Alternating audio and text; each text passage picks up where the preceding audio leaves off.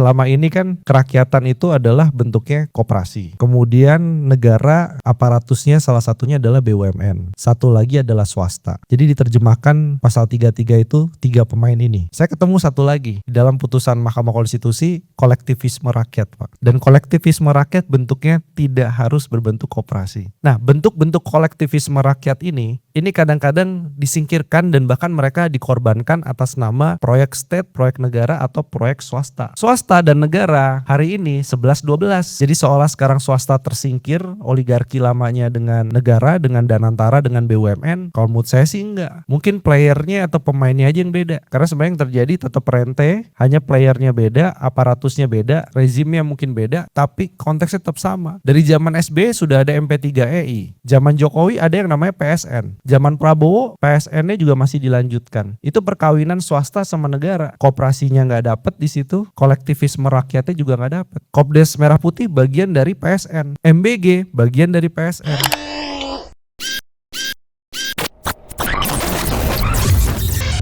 Hari ini siapa yang masih ngebahas soal pasal 33? Dan di sini ada kesamaan nih antar lintas generasi. Generasinya Prof Didin, Prof Faryali gitu ya.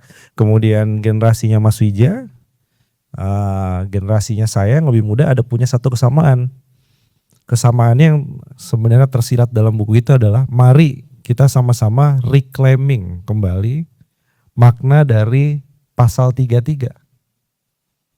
Karena sekarang pasal 33 buat Gen Z atau bahkan Gen Alpha itu jadi pasal yang paling jelek. Sorry to say, jadi pasal yang paling jelek. Jadi kalau ada orang bicara apa solusinya? Ya udah, maka kita akan kelola sumber daya alam ini sesuai dengan pasal 33. Kita kelola kekayaan alam ini, kita kelola APBN ini sesuai pasal 33. Itu dianggapnya adalah pasal yang mengcapture bahkan ekonomi rakyat itu dikorbankan untuk state, untuk negara. Nah ini yang kita harus perlu reclaim kembali. Mulai dari hal-hal kayak misalkan Kopdes versus Warung Madura, ya udah jelas kalah lah sama Warung Madura, itu otentik rakyat ya kan. Terus MBG versus dari kantin dan orang yang jualan keliling di depan sekolah.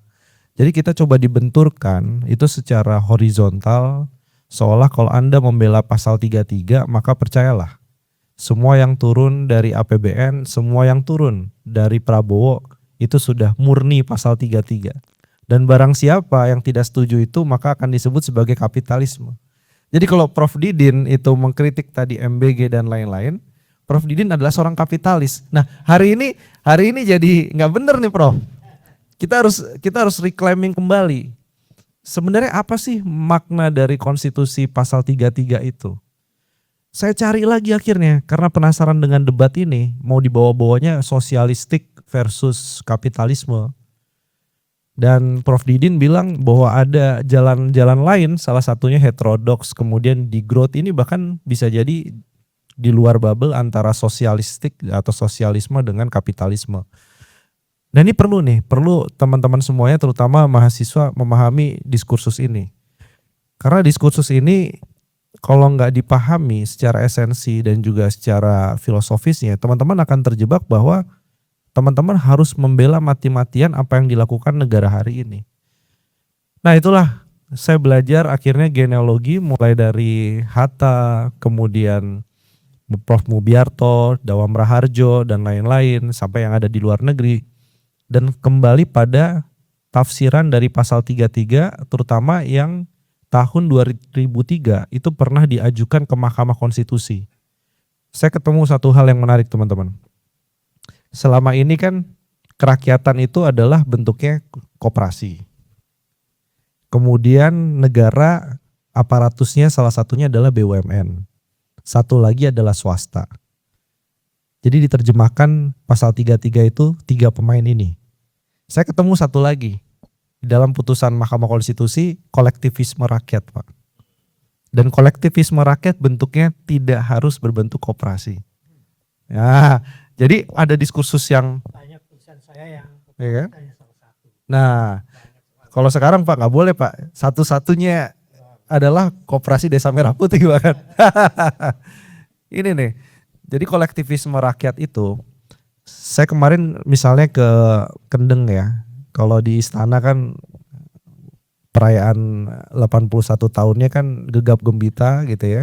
Tapi ujungnya minta donasi bantuan bencana Flores gitu. Nah, saya sama warga di Pati di Kendeng bikin upacara rakyat. Di dalam upacara rakyat itu ada yang menarik. Yang menarik adalah semua teori ekonomi, dan ekonomi kita sebagian besar adalah ekonomi dari textbook barat, itu dipatahkan semua satu persatu. Saya memulai malamnya untuk melihat bawang merah yang digantung di belakang rumahnya keturunan dari Mbah Samin. Mbah Samin adalah salah satu pemberontakan rakyat pertama ya, yang kemudian dia diasingkan ke Sumatera Barat saat itu. Jadi Samin ini adalah komunitas yang menolak bayar pajak di zaman kolonial Belanda. Di belakang rumahnya salah satu turunan dari Mbah Samin itu ada bawang merah banyak sekali. Saya tanya nih, bawang merah ini apakah pertanyaannya pakai pupuk? Apakah pupuknya kalau pakai pupuk bantuan dari pemerintah, ditanamnya di mana? Dan apa konsepsi orang di Kendeng menanam bawang merah? Padahal bawang merah adalah komoditas yang tumbuhnya biasanya di Pantura, adanya di Brebes. Kemudian dia cerita, inilah satu-satunya daerah yang bisa ditanami bawang merah itu justru di daerah yang hampir jadi tambang pabrik semen. Padahal topsoil atau lapisan tanahnya untuk ditanamin itu sangat tipis karena bawahnya adalah pegunungan kars di Kendeng. Dia ingin menjawab teori-teori ekonomi termasuk teori-teori soal pasal 33. Bisa jadi orang yang ada di Samin tadi dengan eksperimental terus turun menurun sehingga bawang merah bisa tumbuh di sana, sebenarnya sudah melampaui ekonomi itu sendiri.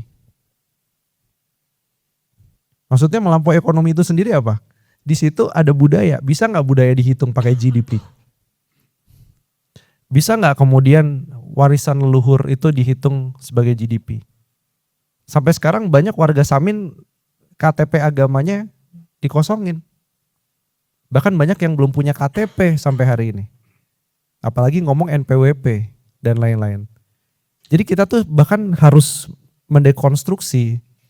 Kita bicara soal ini kapitalisme, ekonomi harus A, B, C, D dan lain-lain. Padahal banyak sekali masyarakat di Indonesia itu yang sudah mempraktekkan cara yang melebihi cara berpikir ekonomi orang-orang modern. Dan mereka survive sampai hari ini.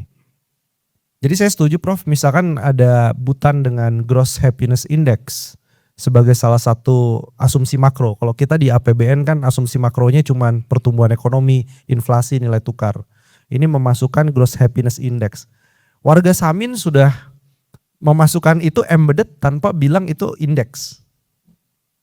Nah, itu pengalaman saya yang akhirnya bilang bisa jadi karena kita semuanya menjadi state sentral, menjadi semua ingin diambil oleh negara dengan berbagai aparatusnya, sehingga nggak muncul alternatif lain. Saya bahkan bilang gini ke teman-teman itu, apakah yang teman-teman sedang lakukan dengan kolektif berekonomi tadi, itu dalam kerangka anarkis, sosialistik, komun. Bahkan mereka nggak mau dicap itu. Jadi kalau kita turut lagi ke belakang, lihat lagi ke belakang, banyak mereka yang sebenarnya punya praktek baik dalam berekonomi, hanya karena mereka misalnya tidak mempopulerkan itu, sehingga banyak labeling atau cap-cap dari banyak ideologi lainnya. Di Papua juga sama. Teman-teman tahu film Pesta Babi ya? Film Pesta Babi itu pelajaran ekonomi yang George Mankiw aja kayaknya nggak mempan kalau hadir di dalam suku Awiu di Papua itu. Karena orang-orang di Papua, bayangin gimana cara berekonominya, dia lepasin babi, anak babi ke hutan, nggak boleh diburu selama 10 tahun, baru kemudian memanggil semua suku untuk melakukan yang namanya pesta babi. itu kalau mau dihitung secara ekonomi, termasuk pasal 33 juga nggak masuk. Jadi ada diskursus yang lebih dalam dari sekedar state versus swasta versus koperasi. Nah, bentuk-bentuk kolektivisme rakyat ini kadang-kadang disingkirkan dan bahkan mereka dikorbankan atas nama proyek state, proyek negara atau proyek swasta. Swasta dan negara hari ini 11-12. Jadi seolah sekarang swasta tersingkir, oligarki lamanya dengan negara, dengan Danantara, dengan BUMN. Kalau menurut saya sih enggak. Mungkin playernya atau pemainnya aja yang beda. Karena sebenarnya yang terjadi tetap rente, hanya playernya beda, aparatusnya beda, rezimnya mungkin beda, tapi konteksnya tetap sama. Dari zaman SBY sudah ada MP3EI. Zaman Jokowi ada yang namanya PSN, Proyek Strategis Nasional. Zaman Prabowo, PSN-nya juga masih dilanjutkan. Itu perkawinan swasta sama negara. Koperasinya nggak dapet di situ, kolektivisme rakyatnya juga nggak dapet. Kopdes Merah Putih bagian dari PSN. MBG bagian dari PSN. Nah, jadi dalam konteks itu saya kira bukunya Pak Didin Damanhuri ini merecall lagi sebenarnya ekonomi itu apa sih? Meskipun ujungnya harus baca Nusantara Nomik dulu. ya. Iya. Nah, Itu ada kolektivisme rakyat itu di Nusantara Nomik udah Ya. gambarkan tadi bagian dari The Crow. ya. Iya, ngomong dulu. Ya, Prof. Dan ya mungkin ini kan series ya, Prof ya. Mungkin ada beberapa yang mungkin soal kolektivisme ekonomi di buku yang lainnya. Tapi satu hal yang menarik juga tadi saya nyambung soal adanya pandangan keagamaan. Ini rasanya juga banyak menyinggung soal masalah ekonomi Islam di dalam buku ini. Nggak selalu. Ya. Nah ini Prof Didin nih, ntar kita debat aja deh, Prof. Jadi maksud saya gini, gimana caranya kita membawa ide-ide soal degrowth itu ke dalam komunitas-komunitas keagamaan juga, Prof.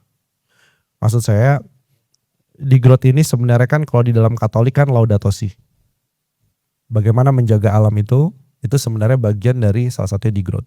Di dalam Islam mau mazhab apapun itu punya unsur-unsur sebenarnya untuk menjadi justifikasi terhadap degrowth. Nah, ini momentum penting karena di saat yang bersamaan ormas-ormas sekarang ini kan masih tergila-gila untuk mendapatkan izin tambang nih, Prof. Jadi artinya mereka harus disentuh ide-ide yang lebih progresif. Itu menurut saya Prof Didin harus ke gereja-gereja bahkan ke paroki-paroki, tentu ke masjid kalau Prof Didin mah sudah sering ya. Iya. Nah, ini tinggal Muktamar NU nih. Tinggal Muktamar NU tahun depan Muhammadiyah nih ya. Harusnya udah bisa menjadi salah satu diskursus. Satu lagi yang mungkin saya ingin sampaikan. Pada tahun 2011 saat itu sekitar 100 mahasiswa itu walk out dari kelasnya Profesor George Mankiw di Harvard. Karena mereka bukan hanya mempertanyakan soal pertumbuhan ekonominya, tapi mereka juga mempertanyakan soal konsep GDP-nya. Jadi ada dua pandangan, Prof. Yang dipermasalahkan ini pertumbuhan ekonominya atau formulasi dari produk domestik brutonya. Nah, ini kemudian yang melengkapi lahirnya donat ekonomi itu. Bahwa sebenarnya mau pakai produk domestik bruto, tapi harus ada planetary boundary. Harus ada batas-batas alam dan batas-batas sosial. Tapi ada satu lagi, Prof, yang menanyakan jangan-jangan memang produk domestik brutonya formula CIG plus X kurang M itu salah. Dan historinya gimana bisa menjadi permasalahan. Kamu saya, Prof, bukunya Mariana Mazzucato, The Value of Everything. Di dalam bukunya Mariana Mazzucato, itu semacam pemikiran heterodoks dia. Dia bilang begini, bahwa pada tahun 1960, di dalam Statistic of National Account, perbankan itu tidak dimasukkan dalam multiplier atau pengganda. Jadi kredit dalam perbankan itu tidak dimasukkan ke dalam penghitungan produk domestik bruto. Kalau kita kan di lapangan usaha ada tuh sektor jasa keuangan. Itu sebenarnya baru masuk setelah tahun 1960. Saya cari lagi loh lebih lama lagi. Ternyata pertambangan dan penggalian itu juga baru dimasukkan akhir-akhir tahun 1970-an. Nah, jadi penyusun yang namanya produk domestik bruto itu banyak sektor yang dulu diklaim sebenarnya tidak menciptakan nilai atau value. Ya. Tapi baru kemudian dimasukkan. Nah, dengan berbagai penjelasan-penjelasan. Akhirnya tapi untuk mendukung pada waktu itu Bretton Woods dan juga rezim moneter di banyak negara sehingga dimasukkan kredit sebagai pengganda ekonomi. Karena sebenarnya juga nggak make sense kan. Orang memberikan kredit kepada perusahaan A, kemudian perusahaan A nanti mengembalikan lebih banyak. Nah, bunganya itu dianggap sebagai pengganda ekonomi. Itu sebenarnya kalau dalam Islam kan riba itu kan tidak melipat gandakan ekonomi harusnya. Jadi ada dua yang kita harus bongkar. Apa permasalahannya hanya pada pertumbuhan seperti apa yang kita inginkan. Ini kita bisa bicara banyak soal klaim 6% pertumbuhan ternyata lapangan kerja yang terserap juga kecil. Kemarin kan pidatonya bangga sekali, pertumbuhannya bagus. Setelah kita cek 2024, 1% pertumbuhan ekonomi itu kurang lebih menyerap sampai 950 ribu tambahan penduduk bekerja. Tahun 2025 itu cuma 370-an ribu sekian orang. Atau pertanyaan keduanya Prof, di growth ini adalah bagian mempertanyakan esensi dari pos-pos yang sekarang masuk ke dalam produk domestik bruto. Nah, kalau kami mempertanyakan produk domestik brutonya, PDB-nya, maka kita bisa memasukkan indikator baru dan mengeluarkan indikator yang lama, Prof. Indikator yang dibuang apa? Pertambangan penggalian nggak usah masuk. Indikator barunya apa? Tadi, kebahagiaan, air yang bersih, udara yang sehat, dan lain-lain. Nah, jadi tanpa memperpanjang waktu, sebenarnya ini semacam unfinished project berarti Prof. Dan tadi PR-nya adalah saya mungkin harus belajar itu ya, Nusantaronomics namanya ya. Ya, itu mungkin Mas Wija itu dulu, terima kasih. Sebenarnya kan tujuan kita punya Republik Indonesia itu kan 3. Yang satu adalah mencerdaskan kehidupan berbangsa. Pendidikan tuh nggak boleh. Yang kedua adalah kesejahteraan umum. Berarti ibu kalau belum sejahtera berarti ibu harus mempertanyakan tuh. Nah yang ketiga kan perdamaian dunia. Ikut menjaga perdamaian dunia. Nah ini kalau Republik 3 ini dengan semua sentralisasi sekarang anggaran ada di pusat. Ternyata ibu juga masih komplain. Ibu nggak sejahtera. Banyak. Ya tadi di sekitar ibunya ya. Sekitar ibunya masih banyak kesejahteraan. Bahkan ibu sebenarnya kan kesejahteraannya juga diambil tadi karena ketika ibu ikut konveksi, ikut ke orang-orang yang kemudian pemain rente kan ibu sebenarnya kesejahteraannya dicuri juga. Nah, waktu itu ada yang menanya gini, ini semua ini dengan adanya sentralisasi semua di tangan yang namanya Prabowo, karena kita masih menganut presidensil nih kan terlalu overpower. Ini harus dijawabnya dengan apa? Bisa jadi kita menjawabnya bukan cuma ngutik pasal 33-nya Prof. Tapi kita harus sudah mulai bicara bahwa negara yang bentuknya negara kesatuan ini bisa jadi akar masalahnya. Dan solusinya adalah kita mulai bicara lagi soal apakah perlu adanya federalisme. Ini teman-teman di banyak daerah Aceh, Maluku, kemudian Kalimantan, itu sudah mulai berpikir nih, kami punya sumber dayanya, tapi kami dapat rusak alamnya aja. Pemerintah daerahnya juga kena efisiensi anggaran. Bisa jadi di growth ini jalan untuk Indonesia satu paket Prof. Jadi bukan hanya pasal 33 kita kembalikan. Saya setuju 100% soal itu Prof. Tapi sistem politik. Nah ini bisa jadi yang tahu kebutuhan tadi untuk bisa mensejahterakan di tiap daerah adalah negara federal. Sehingga yang pusat, Pak Prabowo itu fungsinya cuma 2, menjaga keamanan dan pertahanan. Tapi fungsi ekonomi dan lain-lain, kolektivisme rakyat itu bisa tumbuh di mana-mana. Nah ini kan salah satu yang menjadi titik untuk diskursus hari ini gitu Prof. Jadi menurut saya akar masalahnya ini bisa jadi kita tarik ke sana.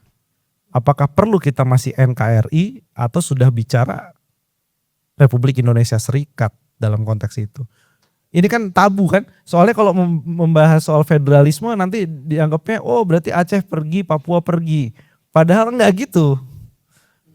Federalisme itu betul. Ya, memperkuat pemikiran itu. Nah, jadi menurut saya mengantarkan di growth apakah perlu sampai kita membahas soal federalisme, saya kira untuk hari ini menjadi urgent dan penting, Prof. Di growth adalah ekonominya, sistem politiknya adalah federalisme.